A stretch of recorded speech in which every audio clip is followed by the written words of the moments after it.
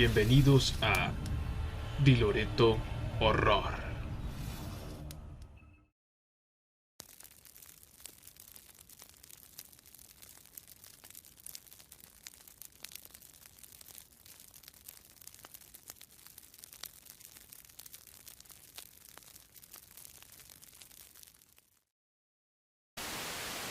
Cine nocturno.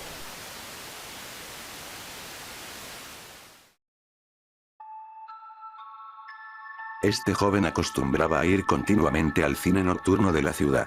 Solo había uno, por lo que estaba algo alejado, pero él disfrutaba de ese tipo de películas. Le emocionaba la idea de ir al cine a ver la sensualidad aumentada al tamaño de la pantalla. La extraña excitación de que sea ahí, compartiéndolo con otras personas, le emocionaba más que ver este tipo de películas por internet. Pero últimamente el cine estaba vacío, por lo que le era más conveniente ir y tener toda la sala sola para él.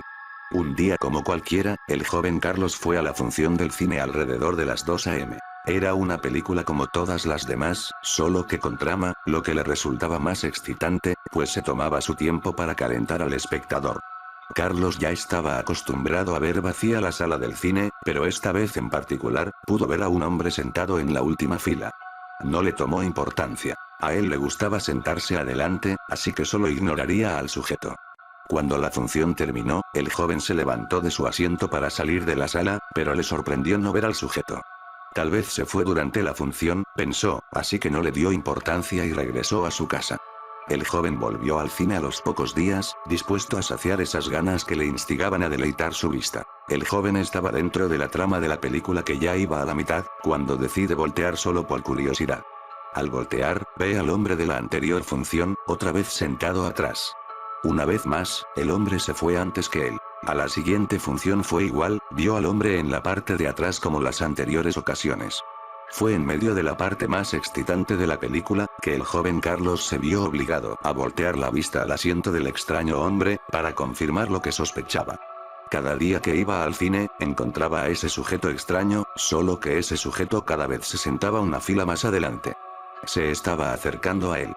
Y así fue. Cada vez que iba al cine, notaba que el extraño sujeto se acercaba una fila más. Era algo incómodo, ya que no lo dejaba concentrarse en la película y adentrarse en su mundo. Pero el joven Carlos siguió yendo al cine nocturno, esperando a ver qué sucedía. Llegó el día en donde solo una fila lo separaba del sujeto extraño. Carlos estaba realmente confundido por lo que estaba pasando. ¿Lo estaba siguiendo acaso? ¿Qué quería de él? Entonces se le ocurrió una idea. Faltaría el día en que el sujeto extraño debería sentarse en la misma fila, así, seguro se desharía de él. Como ya lo había decidido, el joven Carlos dejó de ir al cine durante 2 semanas, para esperar a que todo se calme. Pasaron las 2 semanas que había pensado faltar y se dignó a ir al cine una vez más, para ver qué sucedía. Entró por la sala, y como de costumbre no vio a nadie. Volteaba cada segundo pero sin llegar a ver a nadie, por lo que se cansó y decidió disfrutar de la película. Fue entonces que sin previo aviso, se apagó la pantalla del cine, al parecer por problemas técnicos, dejando la sala completamente a oscuras. El joven Carlos solo podía esperar a que arreglaran el proyector. Se recostó en los asientos y esperó mientras descansaba sus ojos.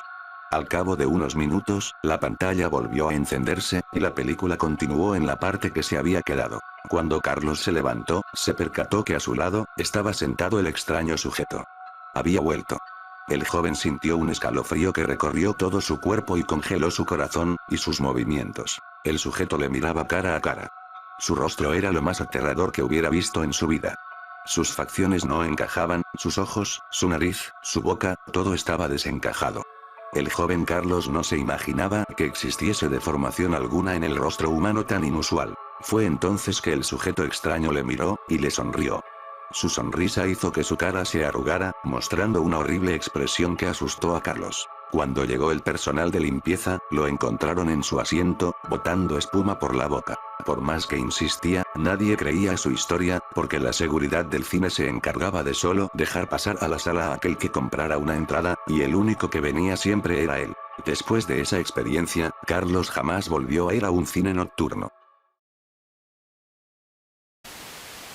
Esto no traerá nada bueno.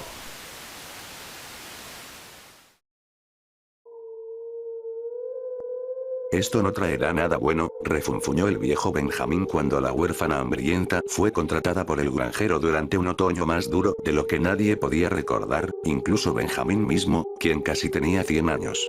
Su mente era mordaz, pero su lengua lo era aún más. Les hizo saber a todos que la chica debía ser abandonada en el frío de la intemperie, dado que era demasiado pequeña como para ser de mucha utilidad. Además, se quejó Benjamín, algo no está bien con sus ojos quietos y silenciosos, y su mirada sombría y extraña. Es mejor echarla lejos de aquí. Desde que el joven granjero había heredado esa tierra de su padre, las cosas en su granja terminaban mal siempre que había una mujer cerca. Pero el granjero sonriente ya le había hecho una cama en su hogar, y comenzó a referirse a ella como Botón de Rosa. Para ser justos, Benjamín dejó de hablar mal de la chica más allá de esas 5 palabras hirientes. Esto no traerá nada bueno, pero solo porque todos los demás se burlaban del mantra del anciano, que era murmurado por la mañana, tarde y noche. Benjamín era respetado por sus colegas del campo, puesto que labraba la tierra tan bien como cualquiera, pero ninguno disfrutaba de su compañía ni acudían a su consejo. Sobre todo el granjero, quien en realidad pensaba muy poco en el anciano, y cuya mente estaba absorta en su huésped singular. Pues el granjero adoraba a Botón de Rosa, quien pronto comenzó a jugar con las muñecas costosas que una vez le pertenecieron a la hija recién fallecida del granjero. Pese a que la niña daba brincos alegremente con vestimenta lujosa e inconfundible, Benjamín frunció el ceño y negó con su cabeza. Esto no traerá nada bueno. Benjamín fue el único que se negó a poner un pie dentro de la casa de granja para la gran cena navideña, confinándose con mala cara a la parcela de su cobertizo deteriorado, a pesar de que ese año servirían pata de cerdo, su platillo favorito. Fue el primer festín de tal escala desde la muerte súbita de la esposa del granjero hace 3 años. Mientras Benjamín deambulaba y tiritaba bajo el alero de su hogar ruinoso, y pese a que Botón de Rosa cantaba villancicos con la voz más dulce que había escuchado, reiteró: esto no traerá nada bueno. Su sola presencia lo ofendía. Las cosas habían estado bien, tranquilas y silenciosas, desde que la hija del granjero fue tendida en su tumba el verano pasado. Mientras Benjamín observaba a Botón de Rosa a través de la ventana brillante, sentada como una princesa al lado del granjero, y cuyos ojos estaban encendidos con júbilo y encanto, el anciano se dio cuenta de que la chica verdaderamente había devuelto el terror a la granja. El mal acechaba, ganando tiempo. Esto no traerá nada bueno. Y tuvo razón, pues esa noche, después de que todos los demás obreros se habían ido a casa ebrios, Benjamín escuchó gritos cercanos. Ahora sí, es suficiente, suspiró. Agarrando su guadaña con nudillos ásperos y rígidos, irrumpió en la granja, siguió el rastro de botellas de boca vacías y muebles rotos que conducían a la alcoba decorada finamente de Botón de Rosa, y partió al granjero casi por la mitad antes de que el animal pudiera matar de nuevo. ¿De qué está hecha el agua?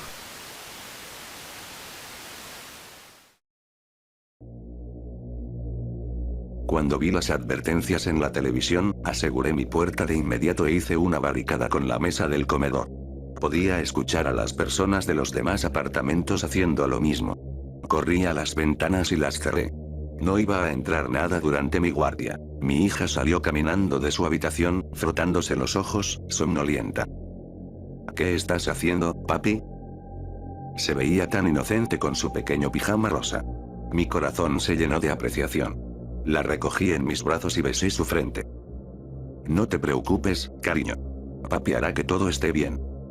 La televisión permanecía encendida. Un hombre con manos temblorosas leía desde un teleprompter. Pónganle seguro a sus puertas y ventanas. Ellos pueden entrar por medio de cualquier abertura.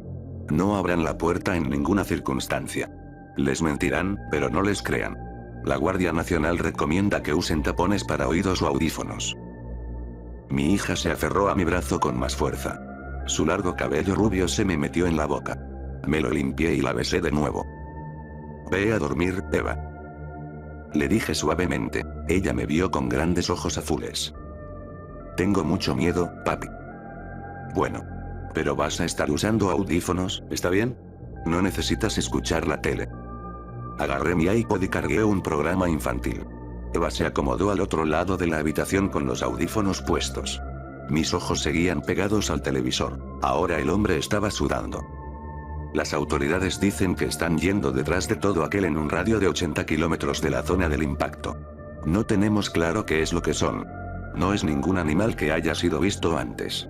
Es posible que provengan de sea lo que sea que causó la explosión. Se ven como humanos. ¿De qué está hecha el agua? Giré mi cabeza y vi a Eva con uno de sus audífonos por fuera. Me costó responder. Ah, ¿a qué te refieres, cariño? Se acarició el cabello. El agua. ¿De qué está hecha? Está hecha de agua. Solo agua. Me di la vuelta para regresar la mirada al televisor, pero Eva comenzó a arrastrarse hacia mí. Su cuerpo pequeño se deslizaba a lo largo del piso de madera. No, tiene cosas más pequeñas adentro. Moléculas. ¿Las moléculas? Se metió en mi regazo. Acarició mi mejilla con su mano pálida. Me sentí extraño. Con voz atemorizada, respondí. Hidrógeno y oxígeno. ¿Hablaron de ellas en tu programa?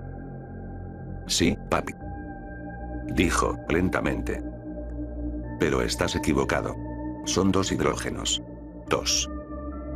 Sostuvo 2 dedos contra mi brazo. Mis ojos se desviaron de nuevo hacia el televisor. El hombre y la mujer estaban menos ansiosos ahora. El hombre alzó la voz. Las autoridades dicen que toman la forma de seres humanos. Puede que incluso creas que los conoces. La mujer rió irregularmente. No, no tienen esa forma. Nada que ver. ¿No lo recuerdas, cariño? Él la miró, sonriendo. Tienes razón, cariño. Bajé la mirada hacia mi hija. Su piel blanca resplandecía sobre mi piel oscura. El contraste era cegador. ¿Por qué tenía piel tan blanca? ¿Por qué se me seguía metiendo su cabello a la boca? Su cabello rubio. Aterrorizado, agarré su figura pequeña y la tiré por la habitación, contra la pared. Escuché un crujido. Su hombro se dislocó y su codo se torció en sentido contrario. Un hueso manó de su pecho, estirando su piel hacia afuera. Se le escapó un quejido leve. En la oscuridad, me di cuenta de que su tez no era blanca. Era de color caramelo. Debió de haber sido la luz del televisor lo que la hizo verse blanca. Alguien tocó la puerta. Su voz era afable. Cariño, ya llegué. Mis llaves no funcionan, por algún motivo. Me puse de pie, retrocediendo. Eva derramaba sangre por la comisura de sus labios. Había dejado de llorar. La cosa de afuera tocó de nuevo. Ábreme, cariño. El golpeteo se hizo más ruidoso. Abre la puerta, cariño. Eva dejó de respirar. Contuve mi aliento. Podía escuchar las puertas de los demás apartamentos abriéndose. Le siguieron gritos. El hombre en la televisión había sido devorado a medias por su copresentadora. El programa de Eva seguía reproduciéndose, mostrando la tabla periódica. Un pez danzaba el tango con 2 hidrógenos y un oxígeno. Ebenezer Scrooge.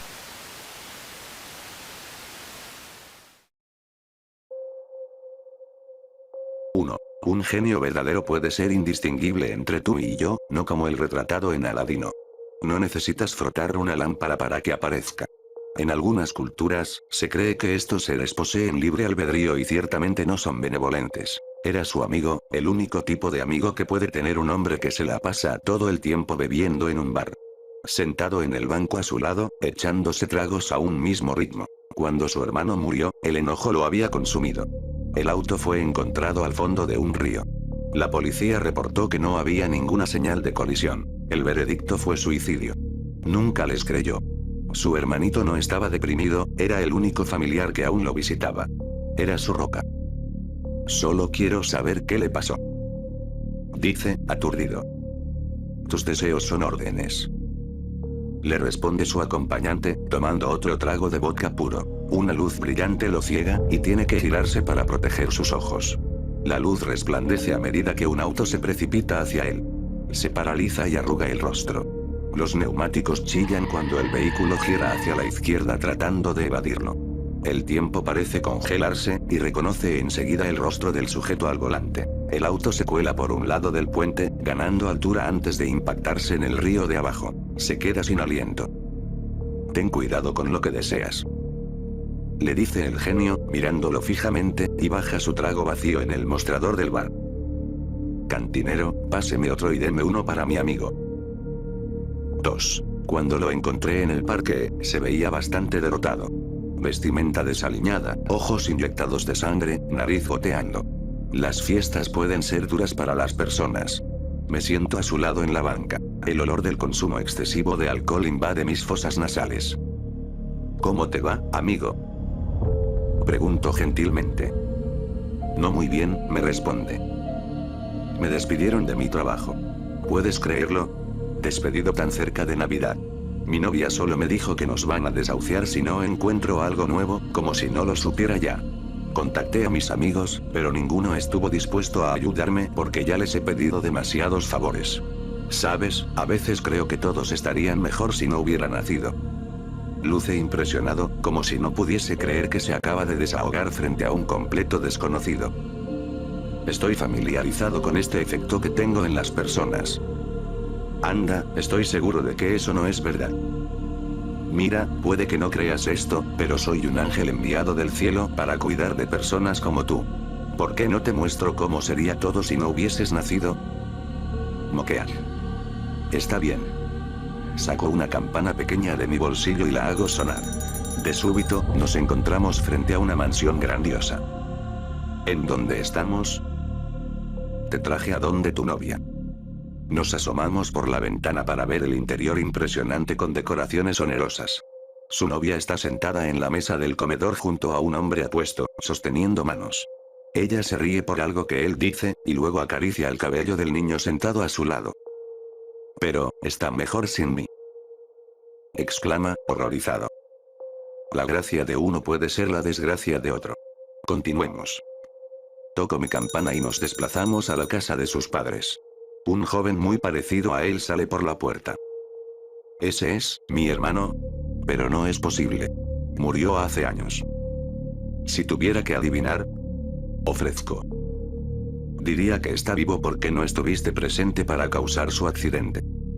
Observo su rostro con atención cuando sus padres salen de la casa, sonriendo y abrazando a su hermano de una manera en la que nunca lo abrazaron a él. Oh, Dios. Regrésame. Por favor. Ya no puedo soportar otro segundo aquí. Toco la campana y estamos de vuelta en un mundo que él sabe que es peor por su existencia. Se va corriendo, y me pregunto cómo lo hará. ¿Pastillas, un arma, o quizás saltará de aquel mismo puente? Sé que no será capaz de vivir consigo mismo después de lo que le he mostrado. Nadie nunca es capaz. Nada fue real, claro. Pero él cree que lo fue, y eso es suficiente. Me quito el sombrero para dejar que mis cuernos respiren, y sigo caminando, buscando a la siguiente pobre alma deprimida durante esta preciosa época navideña.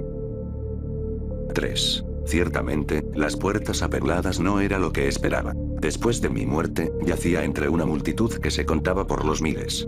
Más adelante, a cientos de metros de distancia, divisé una cerca dorada. En vez de una fila hacia el cielo, más bien se sentía como un parque de diversiones. En tanto la multitud avanzaba, noté muchas puertas más pequeñas, abriéndose y cerrándose. Por cada puerta que se abría, veía numerosos destellos de llamaradas desde el frente de la multitud. Lo que vi cerca de las puertas me aterró. Cada persona se paraba en un círculo de palabras mágicas, mientras que el sujeto del otro lado vestía con una túnica. Cuando una persona se acercaba, la figura exponía su rostro. Cada vez, el rostro era distinto. No podíamos escuchar las conversaciones desde afuera del círculo, pero se veían enardecidas. Momentos más tarde, la persona salía del círculo y entraba por las puertas, o desaparecía en las llamas. Es mi turno. Observo a la persona frente a mí, quien discute con una mujer triste vestida con la túnica. Un hombre con armadura dorada da un paso ante mí. ¿Listo? ¿Ese es Dios? Pregunto. ¿Asimilando formas diferentes? El ángel niega con su cabeza. No. Dios es indulgente. Él le permitiría pasar a todos. A quien verás en el círculo será la persona a la que más daño le causaste mientras vivías. Si está muerta, volverá acá para escuchar. Si está viva, lo experimentará como un sueño que olvidará al instante. Estos individuos son quienes juzgan. Ellos deciden, paz o condena. Miro como la persona frente a mí estalla en una cápsula de llamas. La mujer agacha su cabeza. Trago grueso y camino hacia enfrente. En tanto entro al círculo, la figura encapuchada alza su rostro. ¿Qué sentencia dictarás, hermano? Números.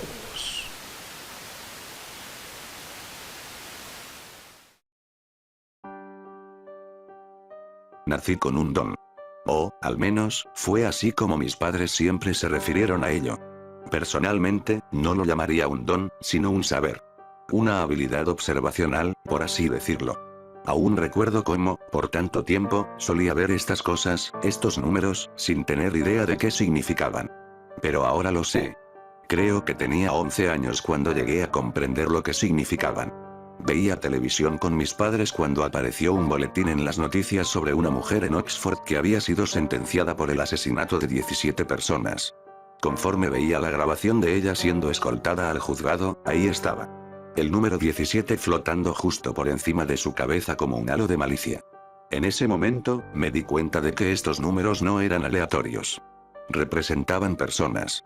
Cada número que veía significaba el número de personas que ese individuo mataría durante su vida. Vi al mundo de manera muy diferente luego de ese día.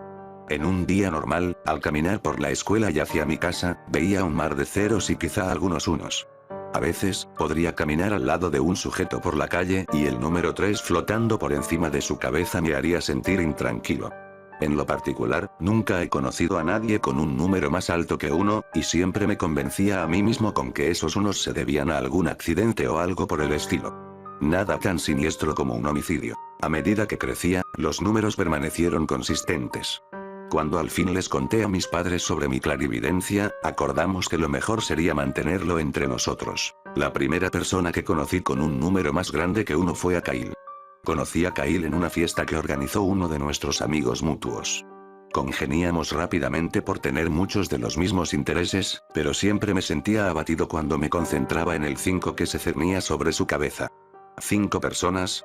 ¿Kyle? No me parecía posible y decidí con prontitud que no lo iba a cuestionar. Después de 3 meses de amistad, me desperté una mañana ante cantidad de mensajes en Facebook. Todos mis contactos estaban en frenesí por lo que le había pasado a Kyle, pero nunca pude encontrar una respuesta clara de lo que sucedió hasta que bajé un poco por mi muro de inicio. Kyle había ido a una fiesta con su novia, Amy. Se habían emborrachado bastante, pero Kyle decidió que aún se sentía apto para conducir a casa. Tras 1,5 kilómetros de viaje, chocó con un auto que venía en dirección contraria luego de que Kyle girara en el lado incorrecto de la carretera. Las publicaciones decían que el accidente fue bastante grave, y que su novia murió al instante. Por más sorprendente que era esta noticia, una parte de mí no podía evitar sentirse culpable. Había sabido que Kyle iba a matar a alguien, pero no pude haber sabido a quién o cuándo, ¿verdad? En tanto me seguía adentrando en las publicaciones, descubrí más acerca del auto contra el que Kyle se había estrellado. El auto se volteó por el impacto y rodó hasta una cuneta al costado de la carretera. El conductor, un compañero nuestro en el colegio, había muerto al instante. Sus 3 amigos, que eran sus pasajeros, murieron en el hospital por sus heridas críticas. 5 personas. Kyle asesinó a 5 personas esa noche. Y yo supe que iba a pasar. Cargué con la culpa de ese accidente por un largo tiempo. Traté de hablar con mis padres al respecto y ellos trataron de empatizar conmigo, pero sabía que no lo entendían. De hecho, fue muy difícil para cualquiera el entender por qué me estaba sintiendo de esa forma, hasta que conocí a Melanie. La mujer más hermosa que había visto. Empecé a salir con ella alrededor de 8 meses después del accidente de Kyle, y sentí una conexión con ella que nunca había sentido con nadie más. Fue la primera persona después de mis padres a la que le conté de mi don, y me sentí muy aliviado cuando no se asustó ni me dejó. Fue muy tierna y comprensiva conmigo.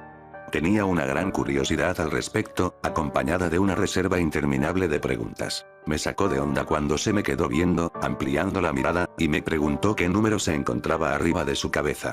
Ella era un 0. Le dije esto, y casi fue como si pudiera haber visto una pequeña onda de alivio traspasándola. Yo amaba todas las preguntas que me hacía, se sentía bien que finalmente fuera capaz de hablar con alguien al respecto y que estuviera genuinamente interesada en lo que tenía que decir. Habíamos sido novios por más de 1 año cuando me preguntó algo que mis padres nunca me habían preguntado. Jamie, ¿podemos hablar? Se me acercó con timidez. Sí, por supuesto. Pues, siempre he querido preguntarte esto, pero nunca pude encontrar el momento indicado porque siempre me pareció un tanto personal. Anda, estoy seguro de que para este punto no hay nada que puedas preguntarme que vaya a ser demasiado personal. Me reí. Bueno, está bien. Lo que me preguntaba es, cuando te ves en el espejo, ¿hay algún número encima de tu cabeza? Alzó la mirada con curiosidad. Sus grandes ojos verdes estaban fijados en mí. De hecho, sí. Cuando me veo en el espejo, puedo ver el número 13. Le dije, agachando la cabeza. Oh por Dios. Murmuró mientras daba un paso hacia atrás. ¿Hablas en serio? No, obvio que no. Contesté, incapaz de contener la sonrisa que crecía en mi rostro. Soy un 0, al igual que tú. Melanie y yo nos casamos hace poco más de 2 años, y, hace un par de días, recibimos nuestro primer bebé a este mundo. Una bebé hermosa y saludable, Elizabeth. Nunca he experimentado un amor similar al que siento cuando contemplo su rostro encantador.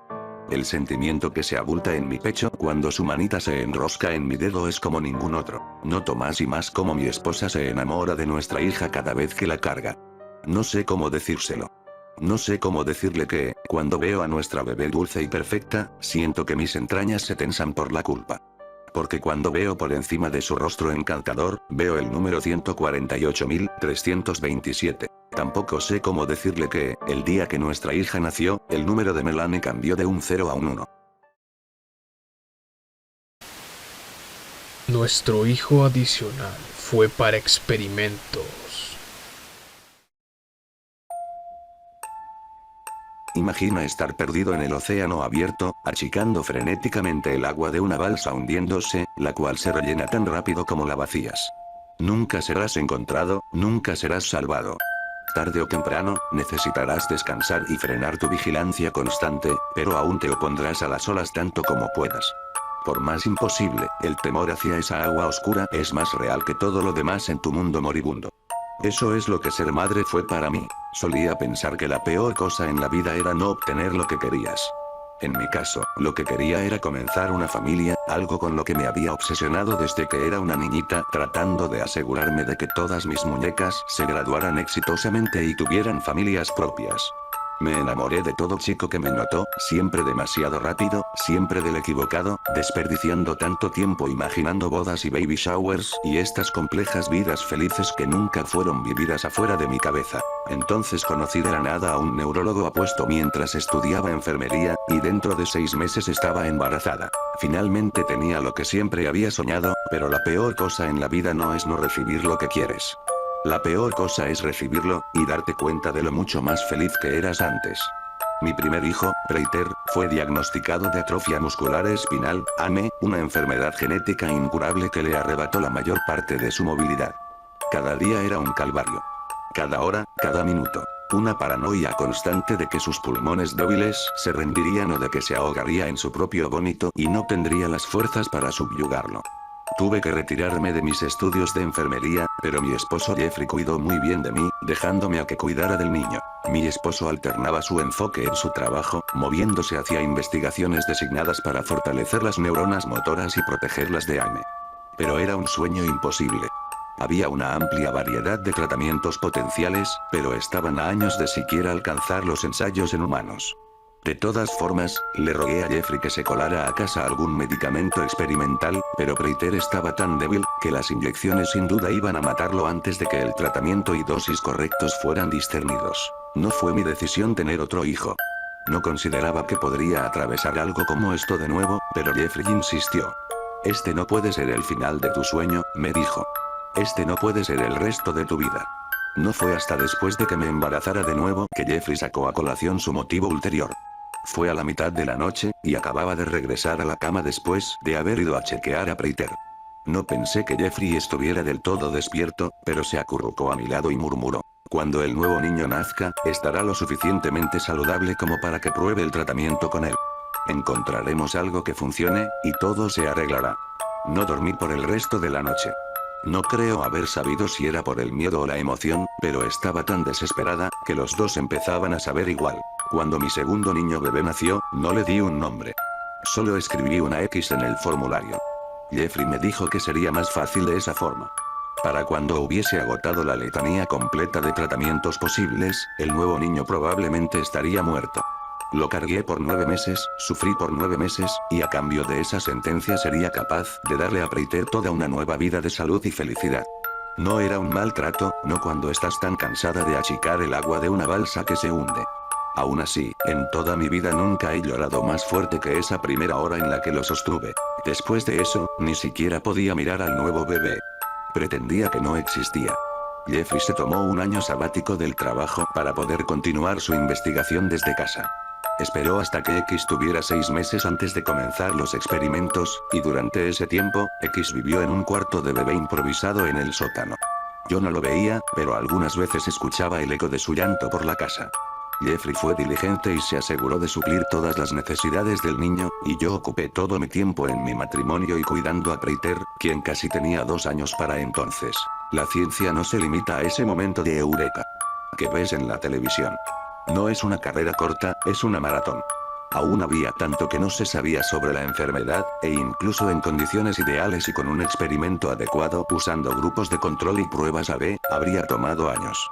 Mientras que con un laboratorio en un sótano, un único sujeto de pruebas, y luego con que Jeffrey tuviera que regresar a su trabajo a medio tiempo, tomó 8 años antes de que comenzáramos a ver resultados verdaderamente prometedores.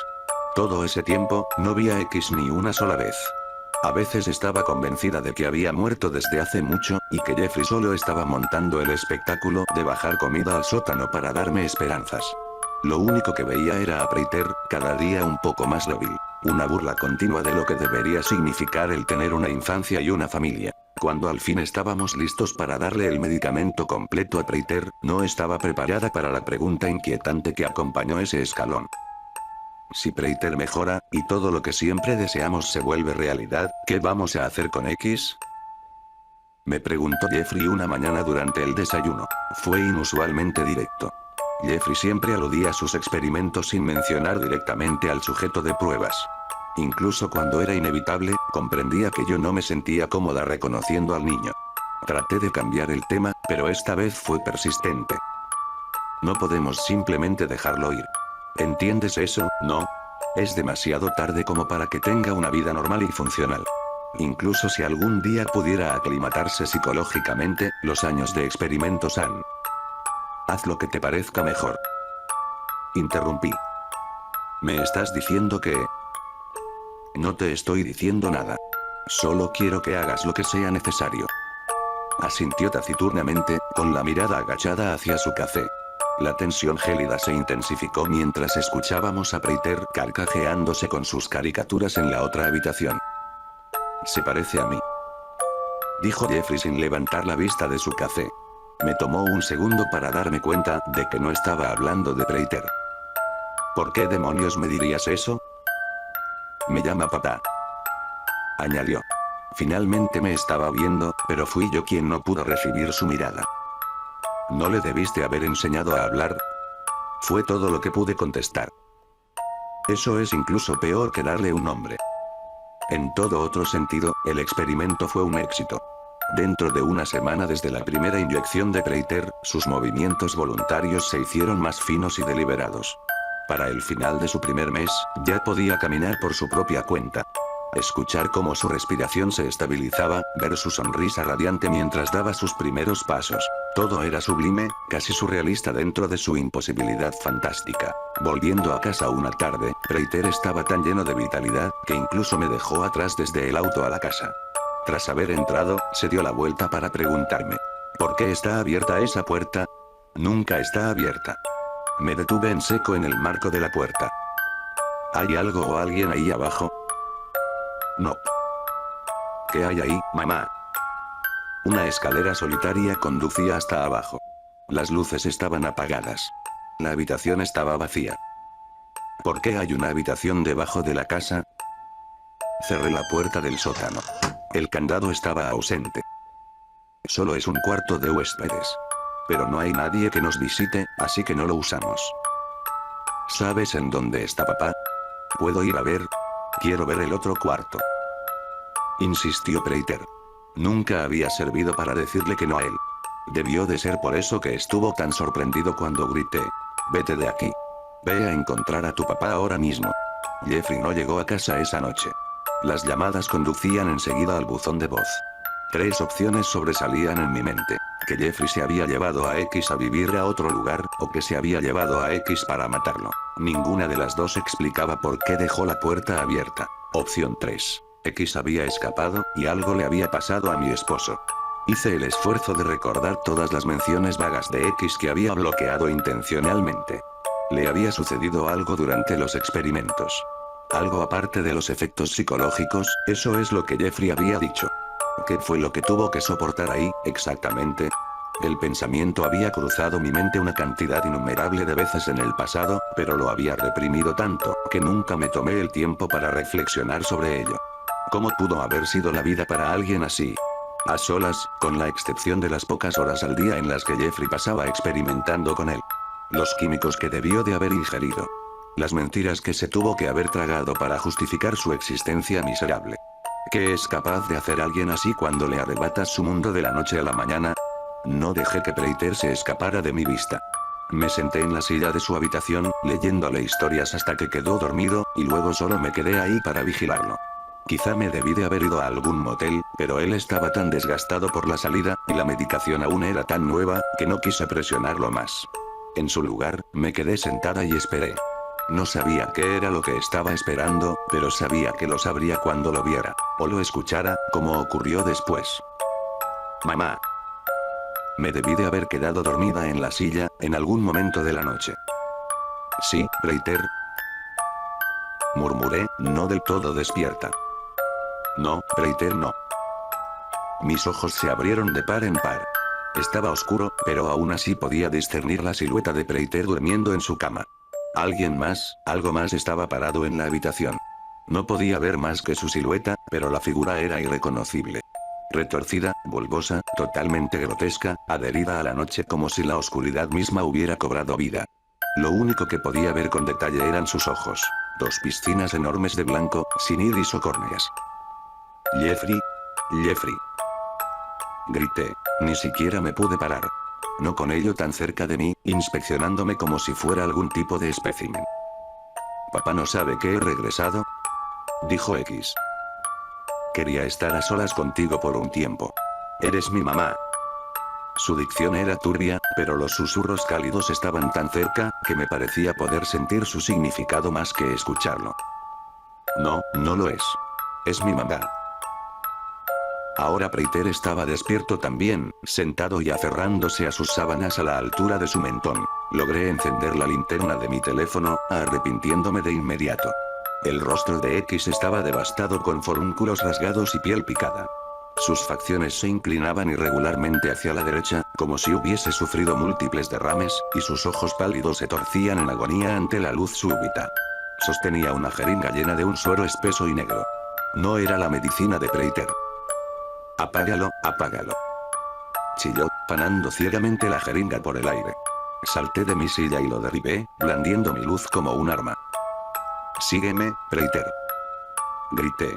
Mi hijo comenzó a trepar fuera de la cama, pero aún se encontraba muy débil.